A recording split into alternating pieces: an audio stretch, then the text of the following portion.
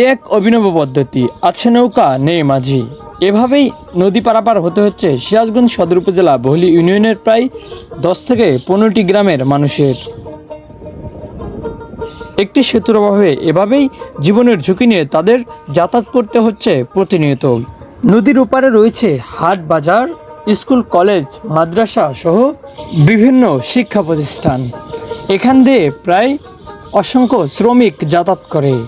তাদের যাতায়াতে হয় ব্যাপক সমস্যা। এলাকার কৃষকদের কৃষিপণ্য সঠিক সময়ে বাজারজাত করতে পারে না তারা। এই নদীর অদূরেই অবস্থিত ঐতিহ্যবাহী চন্দ্রিয়াসগাতি হাট। সেতু না থাকায় অন্যত্র রাস্তা দিয়ে প্রায় 7 থেকে 8 কিলোমিটার রাস্তা ঘুরে কৃষিপণ্য নিয়ে যেতে হয় বাজারে। পরিশেষে এই এলাকাবাসীর দাবি একটি সেতু।